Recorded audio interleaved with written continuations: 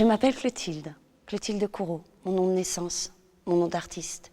Clotilde de Savoie, mon nom d'épouse, mon nom de mère, mon nom de princesse. Princesse de Savoie, de Venise et de Piémont. Au nom de ce titre, je vous invite à un voyage à travers le temps, à travers un pays oublié, un royaume partagé.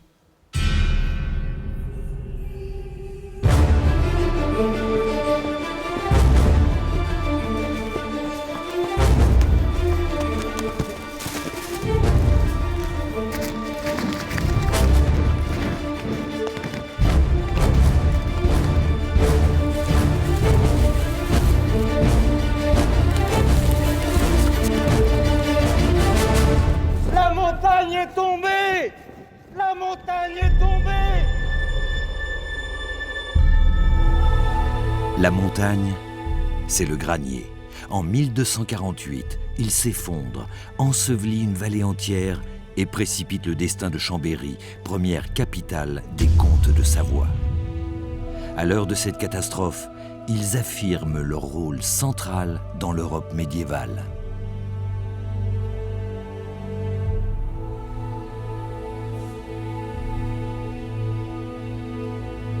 Je suis dans l'abbaye de Hautecombe.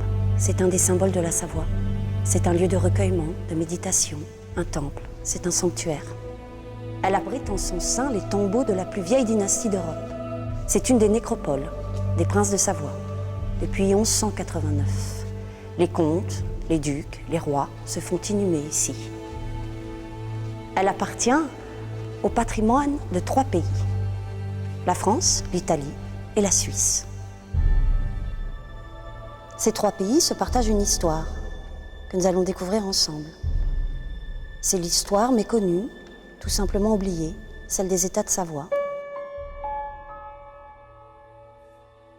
Tour à tour, un comté, un duché, un royaume. C'est un pays aux frontières mouvantes, changeantes, au destin particulier. Il a donné à presque tous les pays européens leur reine. Il a été un acteur majeur de l'histoire avant de se morceler.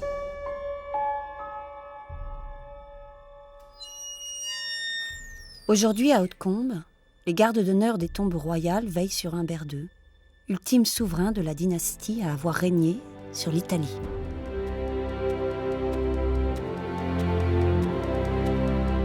Son aïeul, Victor Emmanuel II, a instauré cette tradition au XIXe siècle. Les gardes veillent ainsi sur les 39 générations de la maison de Savoie.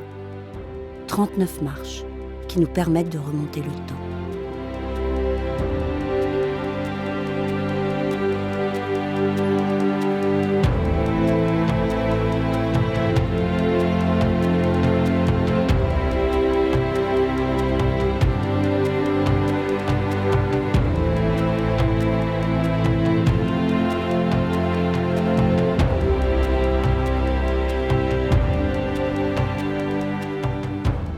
Au tournant de l'an 1000, le premier comte de la dynastie se nomme Humbert au Blanchemin.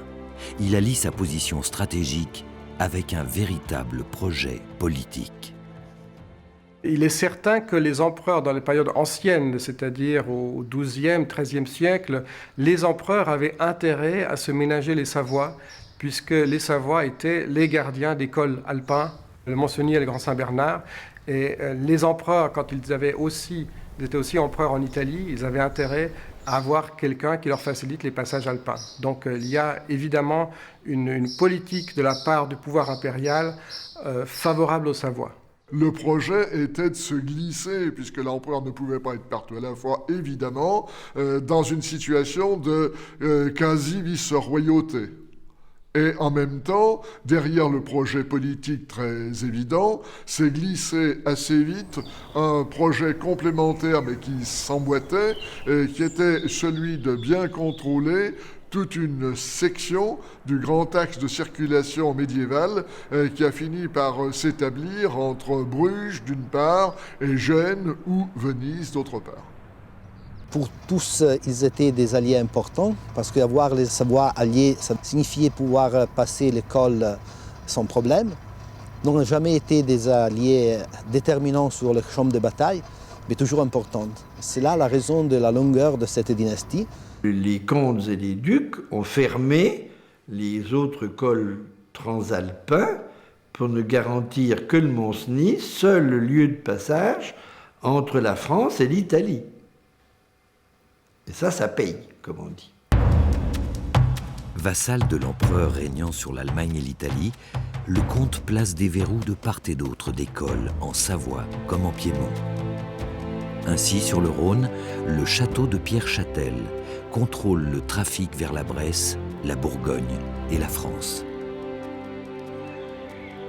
Il développe aussi un réseau de places fortes au rôle militaire et judiciaire, les châtellenies.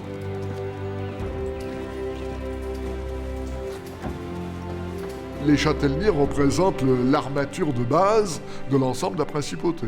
Le châtelain n'est pas un possesseur de château, c'est un officier, comme on disait autrefois, quelqu'un qui a un office public, une fonction publique, qu'il exerce pour le comte de Savoie ou éventuellement ailleurs pour un autre seigneur. Donc c'est véritablement un personnage qui a des fonctions publiques.